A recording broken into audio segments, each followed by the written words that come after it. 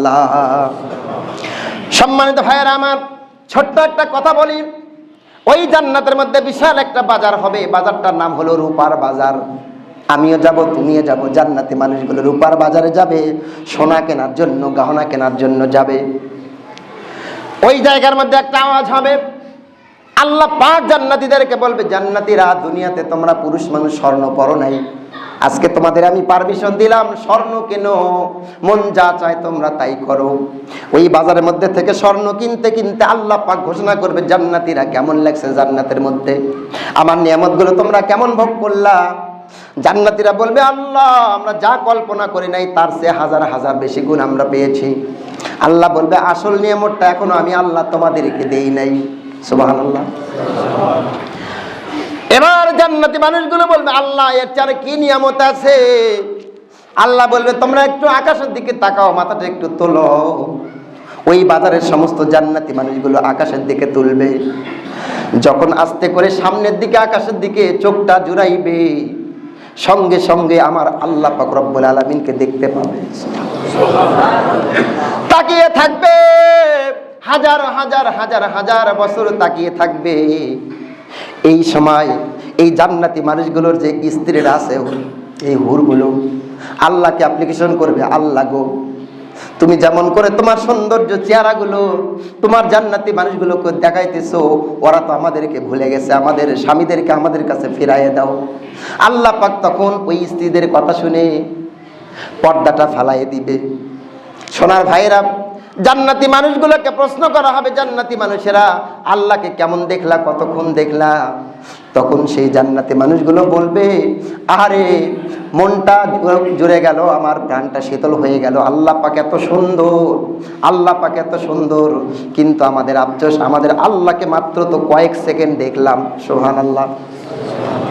সম্মানিত ভাইরা আমার, কার না মন চায় আমার আল্লাহকে দেখার জন্য? আমার একটা বিশ্বাস, কাবা শরীফে যারা যায়, মক্কা মদিনায় যারা হজ করতে যায়, 1 নম্বর নিয়ত করে আমার জীবনের গুনাহগুলো মাপ। এরপরে যেটা মানুষ মনে করে আমি কাবায় যাচ্ছি, সবচেয়ে বড় সাধনা যেটা, সেটা হলো আমার বিশ্ব নবীর কবরকে আমি দেখব। কথা বলো ঠিক কিনা? নবীর কবরকে দেখার জন্য এত মহব্বত নিয়ে মক্কা মদিনায় লক্ষ লক্ষ টাকা খরচ করে যায়, কিন্তু নবীকে তো দেখতে পায় না। আরে আল্লাহর কাজগুলো যদি আমরা করি, আমার রব, আমার আল্লাহকে আমরা সামনাসামনি দেখতে পাবো। সুবহানাল্লাহ। সম্মানিত ভাইরা আমার, এবার সর্বশেষ কথা, দিলটা নরম করতে হবে, খুব মনোযোগ দিয়ে শুনতে হবে। এই যে শুক্রবার আসলেই টাকা দান করেন, আর কোন হুজুর একটু দোয়া করেন। কি করেন? দোয়া করেন। কেন কেন দোয়া করব? হুজুর একটু দোয়া করেন। কেন দোয়া করব? কেন দান করেন? যারা মাসিকাত তাহরিক পড়েন, এই মাসিকাত তাহরিক 2020 সালের ফেব্রুয়ারির মাসের তারিখটা খুলবেন, পেয়ে যাবেন 23তম সংখ্যা, 23তম বর্ষের 5ম সংখ্যা, তাবারানির হাদিস 3358 নম্বর হাদিস। খুব মনোযোগ দিয়ে শোনেন। এই ঘটনাটা অ্যাড করা হয়েছে তারিখে দিমাশক থেকে। একজন মহিষী নারী, বৃদ্ধা, এই মহিলা হঠাৎ করে অসুস্থ হয়ে গেল। ডাক্তারের কাছে চেক আপ করা হলো। চেক আপ করার পরে দেখতেছে 2টা কিডনি ফেল। কিডনি যদি ফেল হয়, মানুষ বাঁচবে? কথা বলেন। 2টা কিডনি ফেল। ডাক্তার সাজেস্ট করলো, ও মহিষী নারী, তুমি যদি বাঁচতে চাও তাহলে তোমার 2টা কিডনিকে স্থানান্তরিত করতে হবে, 2টা কিডনি নতুন লাগবে, তাছাড়া তুমি বাঁচতে পারবা না। এবার মহিলা বাড়িতে আসলো। আসার পরে বিজ্ঞাপন দিল, কে আছো, আমার কাছে 2টা কিডনি বিক্রি করবা, বিনিময়ে আমি তোমাকে 5 লক্ষ টাকা দেব। কয় লক্ষ? এই পত্রিকার খবর পাইয়া একজন গরিব মহিলা তার বাড়িতে আসলো। আসার পরে বলতেছে, মাগো মা, আমি একজন বিধবা নারী, আমার স্বামী নাই, আমার 2টা সন্তান, আমার সংসার চলে না, আমার 2টা সন্তানকে আমি পড়াতে চাই, আমার 2টা সন্তানকে আমি আলেম বানাতে চাই, আমার 2টা কিডনি বিক্রি করে আমার সন্তানকে আমি লালন পালন করতে চাই। সুবহানাল্লাহ। এবার মহিষী নারী বলল, ঠিক আছে, অমুক দিন তুমি আসবা, অমুক দিন তোমার কিডনি নিব, বিনিময়ে তোমাকে 5 লক্ষ টাকা দিব। সম্মানিত ভাইরা আমার, এবার এই মহিলা চলে গেল। দিন তারিখ ঘোষণা হয়ে গেল, অমুক দিনে কিডনি দেবে। এবার এই মহিয়সী নারী আল্লাহ রাব্বুল আলামিন বিশ্বনবীর একটা হাদিস তিনি পড়লেন।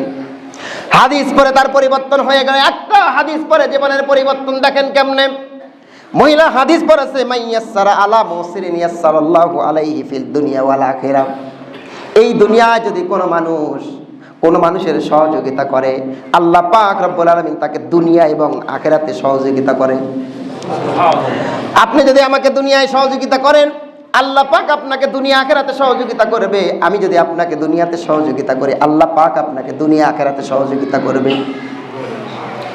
এই বৃদ্ধা মহিলা চিন্তা করলো, হাই হাই, আরেকজনের কিডনি নিয়ে আমি বাঁচবো, এটা হয় না। আল্লাহ যদি আমার হায়াত রাখে এমনিতেই রাখবে।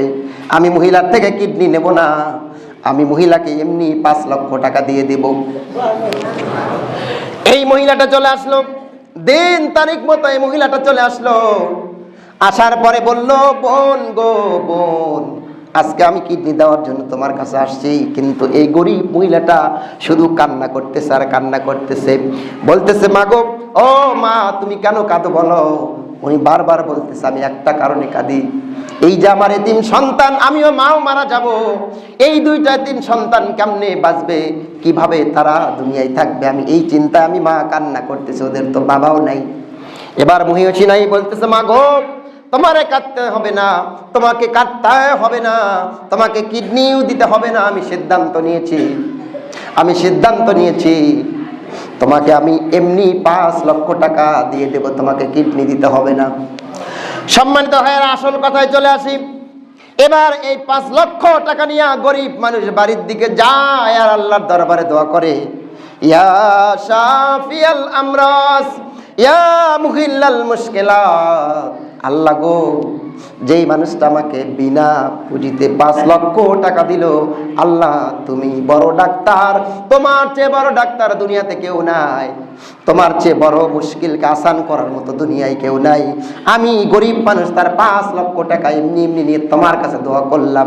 আল্লাহ গো, এই গরিব মানুষ হয়ে আমি দোয়া করলাম তোমার কাছে, আল্লাহ আমার ওই বোনকে তুমি সুস্থ করে দিও। সম্মানিত ভাইয়েরা আমার, এবার এই বৃদ্ধা মহিলাটি মহিয়সী নারী ডাক্তারের কাছে যখন চেক আপ করাতে গেল, যাওয়ার পরে যখন চেক আপ করলো, চেক আপ করার পরে দেখতেছে, ডাক্তাররা বলতেছে, বলবো তোমার এই 2টা কিডনি কই তুমি স্থানান্তরিত করেছো? তোমার কিডনি 2টা তো নষ্ট হয়েছে, কেমনে এই 2টা কিডনি ভালো হলো? এবার মহিলা সব ঘটনা খুলে বলল। সব ঘটনা খুলে বলার পর সেখানে একটা কান্নার রোল পড়ে গেল। সোনার ভাইরা, এই ঘটনা বলার পিছনে মূল উদ্দেশ্য হলো, কোন কারণে বললাম, কারণটা হলো আল্লাহ রাস্তায় যদি আমি তুমি দান করতে পারি, দুনিয়ার যত বড় বালা মুসিবত থাক, সব বালা মুসিবতকে আল্লাহ রাব্বুল আলামিন দূর করে দেয়। ছোট হোক বড় হোক, যেমনই হোক না কেন, যত বালা মুসিবত আছে সব বালা মুসিবতকে দূর করে দেবে দান। কারণ রাসূল সাল্লাল্লাহু আলাইহি ওয়াসাল্লাম বলেছেন, আস-সাদাকাতু তারুদ্দুল বালা।